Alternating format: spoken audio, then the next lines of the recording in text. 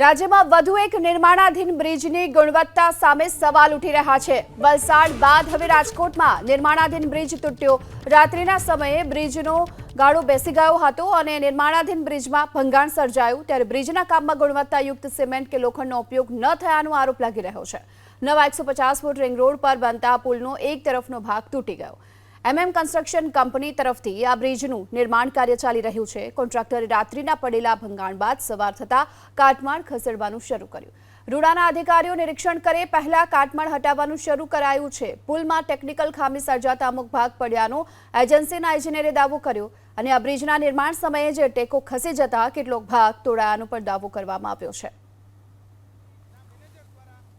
રાજકોટના નવા 150 foot ring road પર બ્રિજ બને તે પહેલા તૂટી ગયો છે। દ્રશ્યો બતાવવાનો પ્રયાસ કરીશું। અહીંયા જોઈ શકાય છે મિતેશભાઈ મેનેજર આપણી સાથે છે, જે કંપની છે એમના।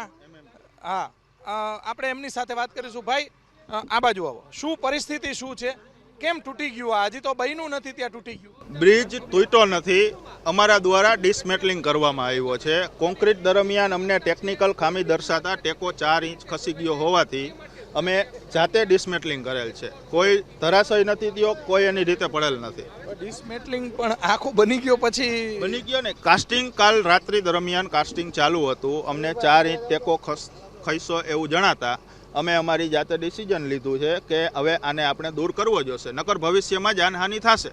એટલા માટે અમે અત્યારથી જ એને ડિસમેટલિંગ કે આ નથી હાલે એમ એજન્સી દ્વારા અને અધિકારી દ્વારા બંનેએ જોઈન્ટ મીટિંગ કરી અને ડિસિઝન લીધું છે। રૂડાના અધિકારીઓ આવેલા હતા। બરોબર। એન્જિનિયરોએ તપાસ કરીને કીધું કેટલું લોખંડ ને કેવી રીતે વાપરવામાં આમાં આવતું હોય છે? ડિઝાઇન મુજબ લોખંડ આવતું હોય છે અને મિક્સ ડિઝાઇન મુજબ કોન્ક્રીટ આવતું હોય છે। કાચું ક્યાં રહી ગયું આમાં? જે તમે બનાવતા હતા જે આ નીચે આપણે સ્ટેજિંગ કરી છે, નીચે સ્ટેજિંગ કરી છે, એનો 1 ટેકાનું વેલ્ડિંગ તૂટી જતા ખસી ગયું છે। બાકી લોખંડ કે સિમેન્ટમાં કોઈ પ્રકારનો ફેરફાર નથી। અચ્છા, શું તૂટી ગયું?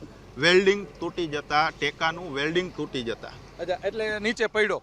નીચે 4 ઇંચ નીચે દબાણો, 4 ઇંચ એટલે 100 mm। બરોબર। એ લેવલ ડિફરન્ટ બ્રિજમાં માન્ય ના રહીએ, એટલા માટે અમે ડિસમેટલિંગનું ડિસિઝન લીધું અને અમારી જાતે ડિસમેટલિંગ કર્યું। કોઈ ધરાશય નથી થયો। અચ્છા, એટલે તમે જ પાડી નાખ્યો એમ? પાડી નાખ્યો, અમે જ પાડી નાખ્યો। સાદી ભાષામાં અમે જ પાડી નાખ્યો।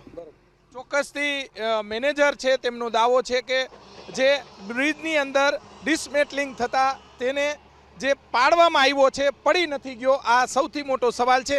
પરંતુ આખો બ્રિજ જોઈ શકાય છે કે આ રીતે બની ગયો।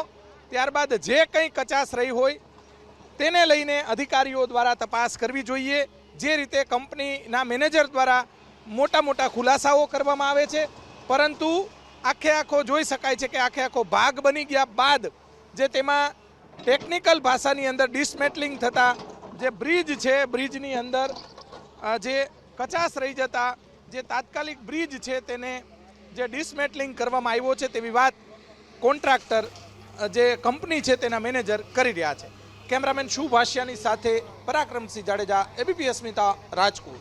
તો રાજકોટના બ્રિજમાં સ્લેબ ધરાશાયી થવાના મુદ્દે હવે રૂડાએ સ્પષ્ટતા કરી। પુલની કામગીરી સમયે સ્લેબ નમી ગયો હતો।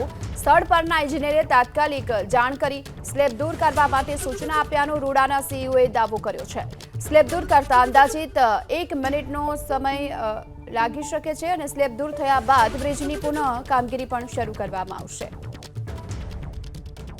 સ્લેબ ભરતા જ્યારે નીચેના સપોર્ટ હતા એમાં સહેજ ખસ્યો સપોર્ટ, એટલે સ્લેબ સહેજ બેન્ડ થયેલો, એટલે અમારા એક્ઝિક્યુટિવ એન્જિનિયરે તે એમને સંપૂર્ણ દૂર કરવા માટેની સલાહ આપેલી હતી અને એ પ્રમાણે સૂચના મુજબ જ તે એ સ્લેબને આખો હટાવી લેવાની કામગીરી એજન્સી દ્વારા કરવામાં આવેલ છે અને ત્યારબાદ નવેસરથી શરૂઆતથી એ સ્પાનની કામગીરી શરૂ થશે।